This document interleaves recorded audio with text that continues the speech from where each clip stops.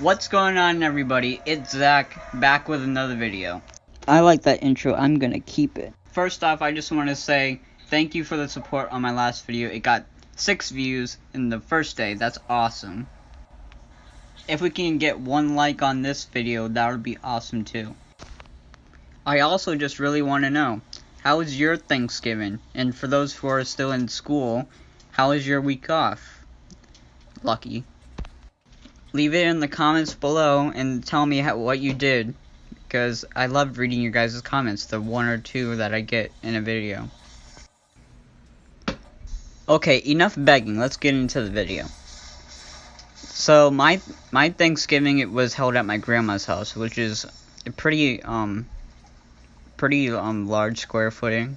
It's not like a multi-story house, but it's pretty big for like a normal neighborhood sized house. Anyway, it was enough for like a small gathering of people. So everybody came to the house, my uncles, my cousins, my aunts. That's about it. So like I said earlier, a small gathering of people. Is 13 people a small gathering? I don't know. So we all sat down at a large table and we started eating some potatoes, some stuffing, some cranberry sauce, some turkey. I'm kidding. This video's already like 10 to 11 minutes long, so you know that's not the rest. That's not at all.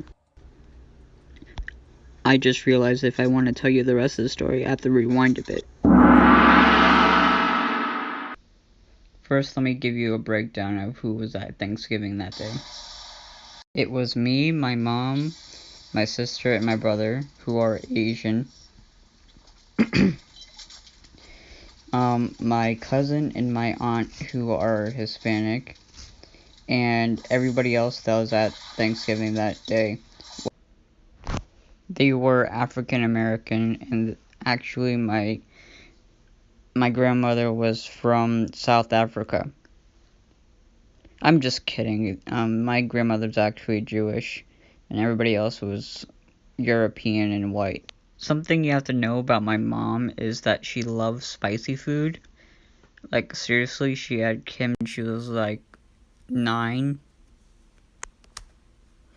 And she put hot sauce on everything. She put hot sauce on spaghetti. She put hot sauce on pizza. She put hot sauce on ice cream. Yeah, so my mom likes to bring on the spice a little bit. So my family has this kind of tradition, like that they like to do with my mom, where they try to find the most spiciest thing they can find, and then give it to her to see if she can handle it. And one of my uncles actually found something where it was too spicy for even her to handle.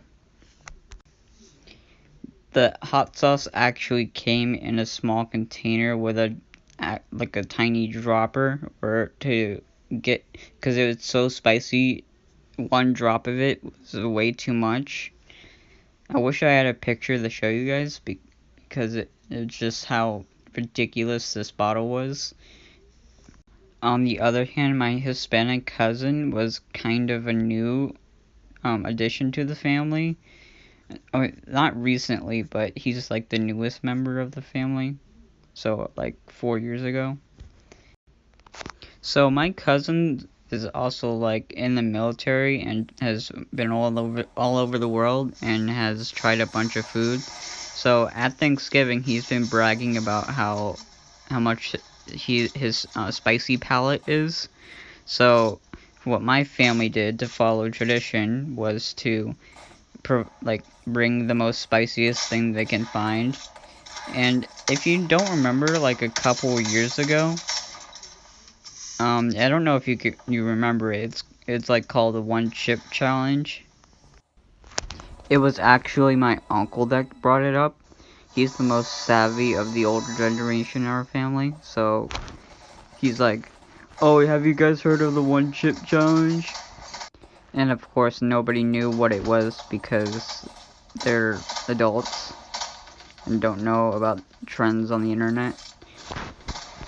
And so after watching a couple of YouTube videos on YouTube, obviously, they saw how dramatic and like how everybody trying the one chip challenge was like really hyperventilating and, you know, bawling their eyes out and like not being able to feel their tongue. At this point, my mom was terrified because she did not know, or she knew what it looked like after you started eating this chip, and she's just decided she did not want to do it at all, because she was kind of like the spice champion in the family, so everybody expected her to do it. Like, it's like everybody's saying, oh, it's not a big deal, you're gonna be fine, and then she's like, I don't know, guys, I just don't want to get hurt and like not be able to use my tongue anymore.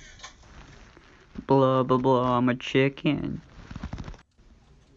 Then my cousin springs out of his chair and goes, if you, and says to my mom, if you do it, I'll do it. And then the date was set. But we couldn't decide whether to do it before or after Thanksgiving, or the Thanksgiving dinner at least. So we just decided to do it before Thanksgiving because we don't want them to throw up all their food once they start throwing up after the chip that they eat. Then the day came where we all got together and we were finally ready to have Thanksgiving dinner. And then we ate it because we didn't realize that, or we forgot to do the chip before Thanksgiving dinner. So I guess we're gonna have the chip contest after Thanksgiving dinner, but we're gonna wait like an hour or 30 minutes or more. Okay, so you know those YouTube videos where they have a jar, like a big gallon of milk right next to them, ready to drink it, and like a bucket next to them so that in case they throw up? That's not really what happened. I'm gonna pause the video right here and ask that you subscribe to the channel because only 32% of you watch my videos. And that's not bad, but we could get that to 100, guys. Come on. So we got them to sit down and we gave them the chip, which actually came in a coffin. I think we got the right one, but I think it's the right one because it came in a coffin. It said the one chip challenge. Little side note,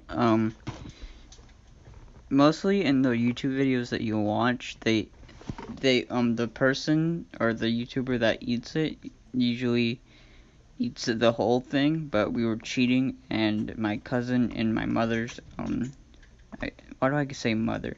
My mom split the chip in half, and, I don't know how you can evenly split a chip in half, because wouldn't it just crumble up into pieces? So what we came up with was that if either my cousin or my mom doesn't get an even slice of the chip, then the person that gets the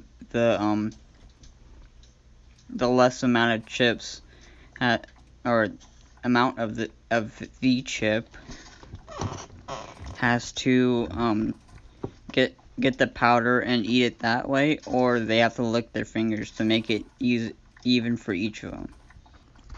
An interesting thing that I didn't know about the one chip challenge before is that there's like difficulty levels to it. So on the inside of the box there's like a piece of paper that has the information about like rankings that you are awarded, that based on how long you are able to last without eating or drinking anything after you eat the chip. So after before we even they started eating the chip, they were already talking themselves down, saying that they're not even gonna last 5 minutes, which was the lowest setting that they set. It was like 5 minutes was featherweight, and then and then like 10 minutes was lightweight, and then I think it was only the 2 that were the lowest, and then they just bumped it up to 60 minutes and called it heavyweight, because apparently the chip's supposed to be that hard that you're not supposed to be able to last 60 minutes. We said 3, 2, 1, go, and then they both just chomped up on the chip. Like 5 minutes of them ingesting it. Why did I say ingesting? It's digesting it. And like, I don't know if it's worse if it gets on your tongue or if it gets on your teeth, because I know it gets worse on your lips because you're always going to feel it when you eat, so that's probably the worst way to eat it. You know how I said that it was like 5 minutes, was then 10 minutes, and then 16 minutes? Well, my mom and my cousin managed to get through the whole Thanksgiving, the whole day, without even eating or drinking anything afterwards, which was, I think, very impressive and very like accomplishment. And they actually got a sign for it, which I think I should show you. And even my uncle like said, there's no way I am gonna be able to do it because I'm too much of a pussy. Anyway, I will do it. Just comment below who I should do it with, and I think that would be the end of this video. And I hope you guys have a great day, and I'll see you guys in the next video. Bye, guys.